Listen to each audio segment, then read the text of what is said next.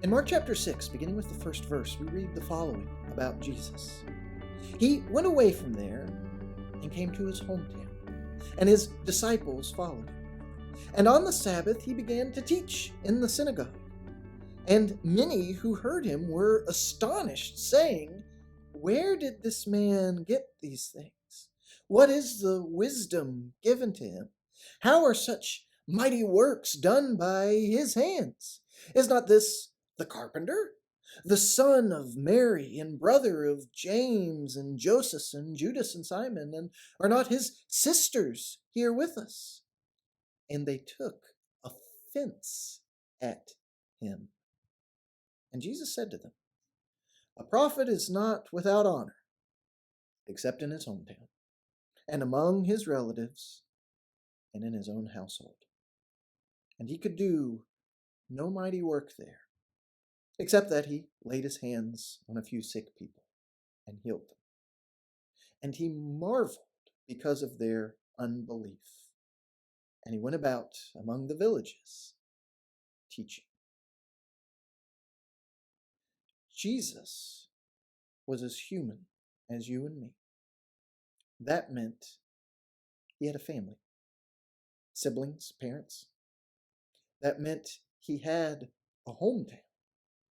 And if you're somebody who's ever felt out of place when you try to go back home, if you're somebody who feels a little bit like a black sheep, a little bit like an outcast from your own relatives, take comfort in this glimpse at Jesus as you come to know him better, because that's what his life was like too. But there's also something for all of us, even if you've got great relationships with your family and live in the town you grew up in, because the familiarity that they had in that town with Jesus actually worked against them. And the issue wasn't that Jesus' teaching wasn't amazing, because it was. Like, it clearly had wisdom and authority about it. It wasn't that there was any doubt about Jesus' ability to work mighty, miraculous works. They saw it themselves.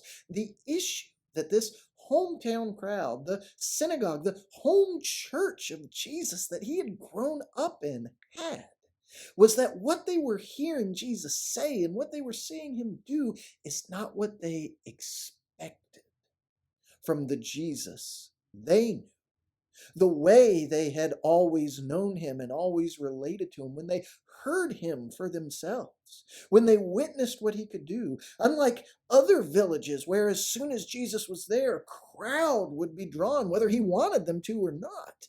In Jesus' own town, their reaction was to become offended.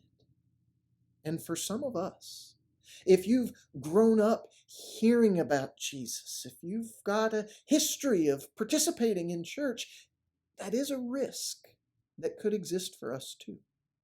Because sometimes we get so fixated on who we expect Jesus to be, that who he actually is, what he actually teaches, what he commands of us who will follow him, what he spends his days on, what he makes his priority, could be offensive to us.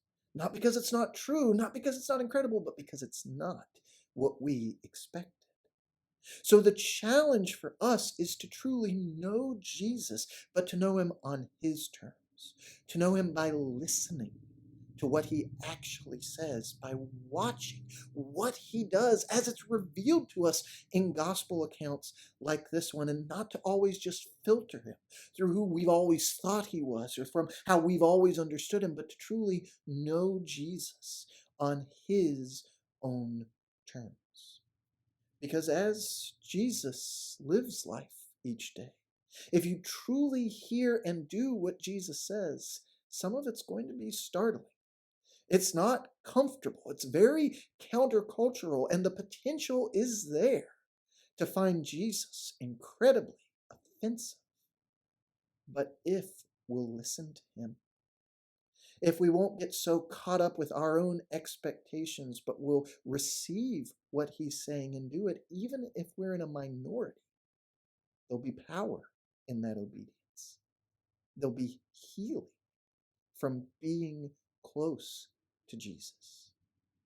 But we have to decide that we are truly going to know him, that we're not going to box him into our expectations of who Jesus is supposed to be, but that we come to know who he truly is as we witness him in passages like these.